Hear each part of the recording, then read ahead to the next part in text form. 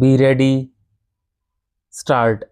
Having noticed the salient fact on which there is not much dispute, this court is firstly constrained to observe that there is no material or evidence to indicate what steps the corporation took between 30th April 1996 to 3rd February 1998. There is not one shred of evidence to indicate as to whether any notice was issued to the petitioner during this period to participate in the disciplinary proceedings. As noted above, although the order dated 24 April 1998 asserts that various dates had been fixed by the enquiry officer appointed on 17th February 1997, no such notice has been placed on the record, nor have details of any such notice been alluded to or disclosed in the affidavit filed in these proceedings on behalf of the corporation. Even the order sheet, which stands appended along with the counter affidavit of the corporation, refers to dates which were fixed in 1996. On the above state of the record, the submission of the learned counsel for the petitioner that the disciplinary proceedings were revived only in 1998 after a long spell of unexplained silence and inaction appears to have force. On 17th February 1998, the corporation, although being fully aware of the pendency of the disciplinary proceedings, proceeded to pass an order holding that the petitioner would be treated to have retired from service with effect from 31st January 1998. If the petitioner was permitted to retire with effect from 31st January 1998, this court fails to comprehend what authority inhered in the corporation to proceed with or continue the disciplinary proceedings or to inflict any punishment upon the petitioner.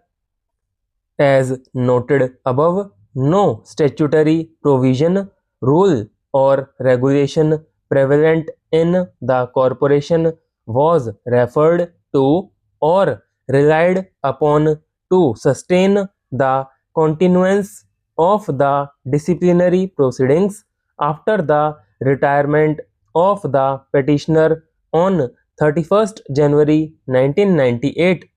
Once the petitioner had retired from service, no authority vested in the corporation to continue with the disciplinary proceedings which had been initiated against the petitioner.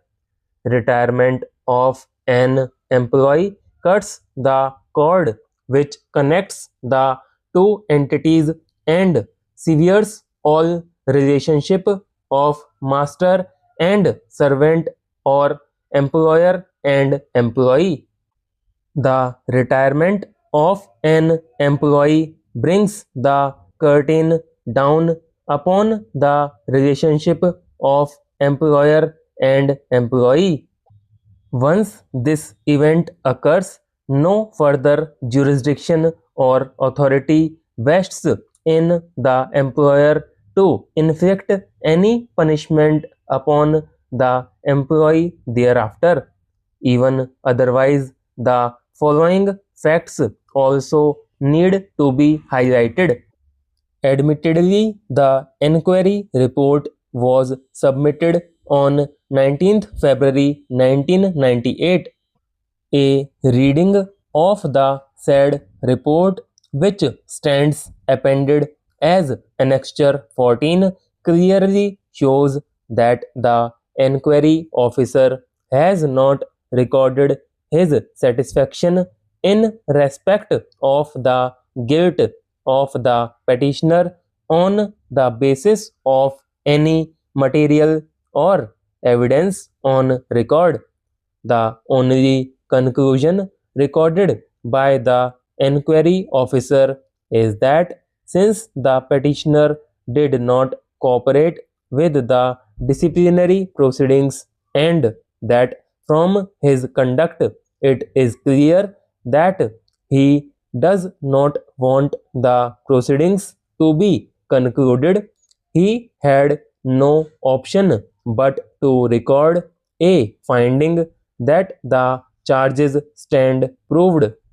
It is trite law that even if disciplinary proceedings are continued and culminate ultimately ex parte, the enquiry officer is under a positive obligation to record his satisfaction with respect to the charges leveled against the delinquent employee with reference to the evidence based upon which the employer seeks to take action against the employee.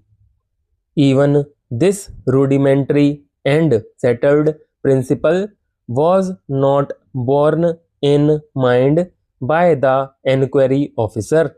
The mistake committed by the enquiry officer, as noted above, was reiterated by the disciplinary authority in as much as neither in the order dated 24th April 1998 nor in the order dated 13th August 1999 has the disciplinary authority recorded any independent satisfaction with respect to the guilt of the petitioner based upon the evidence or material on record.